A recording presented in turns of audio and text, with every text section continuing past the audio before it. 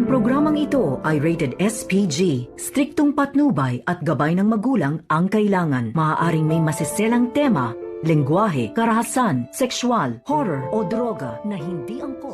Gusto ko lang makasama ang anak ko kahit na isang beses lang. Pilitin mo lang si Justin, please. I'm sorry, Giselle. Alam mo sagot siya.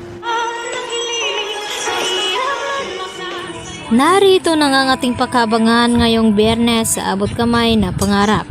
Pagkatapos ngang marinig nila itong mga last will of testament ay agad naman na umalis itong si Eric at kasama itong si Justin. At dito naman na sinundan ni Giselle itong dating kasintahan at nakiusap ito na sana raw ay pagbigyan siya na makasama kahit isang saglit lamang itong kanyang anak na si Justin. At ang sagot naman dito ni Eric na alam daw ni Giselle ang sagot nito dahil kahit anong pakiusap dito ni Eric sa kanyang anak ay tila hindi pa rin ito nakikinig sa kanya na pagbigyan na makasama itong kanyang ina dahil hanggang ngayon ay hindi pa rin niya ito mapapatawad.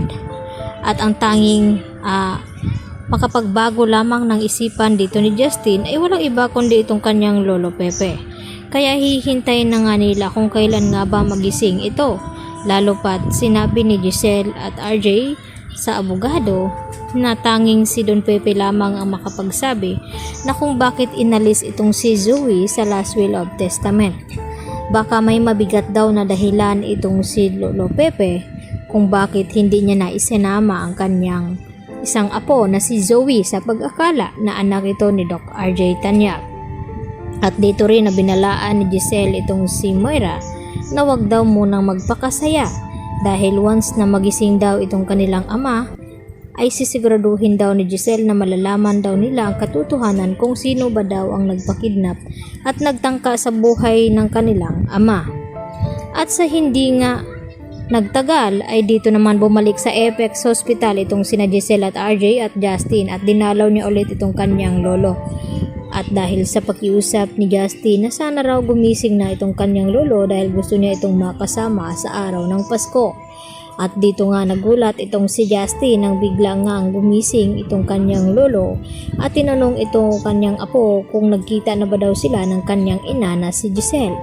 At nakiusap itong matanda na sana raw ay patawarin ni Justin ang kanyang ina dahil wala naman daw itong kasalanan na kung bakit nagawang ipamigay ni Giselle noon ang kanyang anak at ipaampon. Dahil ang dahilan pala noon ay itong si Don Pepe. At naliwanagan na nga ngayon itong si Justin. At dito na kaya mapapatawad niya ang kanyang ina sa araw ng Pasko at maipakilala na rin ni Giselle ang kanyang anak bilang co-owner ng Apex Hospital. Dahil gusto rin makabawi ni Giselle sa tagal ng panahon na hindi niya nakakasama ang kanyang anak. Samantala, gusto rin naman ng mga kaibigan dito ni Annalyn na bumalik na sa Apex.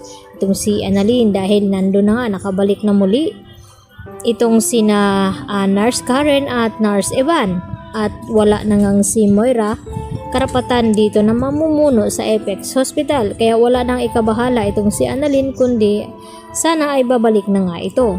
Subalit tumutol nga itong si Doc Lendon at sinabi na hindi nga raw pwede at nagtaka itong si Annalyn sa sagot dito ni Doc Lendon na kung bakit hindi nga raw pwede.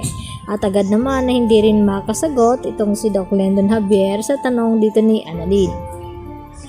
At nakapagdesisyon itong sina Annalyn at Lynette na magbakasyon muna sa Japan nang sa ganon ay makalimutan ni Lynette ang mga trauma na kanyang naramdaman nung ito'y pinasok ang tahanan ni Carlos. At ganon din ang plano nila Moira dahil sa takot na baka magising na ang matanda at masabi na kung sino nga ang may pakana ng lahat ng kanyang pagka-aksidente. At dito niya sinabi kay Zoe na kinakailangan daw ayusin ang kanilang gamit upang umalis daw muna baka magising bigla itong si Tanda at sabihin sa kanila na sila nga ang may pakana ng lahat.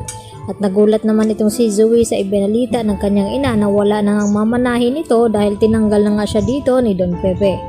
Kaya yan man ang ating pagkaabangan mamaya kung makakatakas nga ba itong sina Moira at Zoe sa kanilang ginawa dito kay Don Pepe na ngayon nga ay malapit nang malaman ang katotohanan sa nangyaring aksidente kay Lolo Pepe.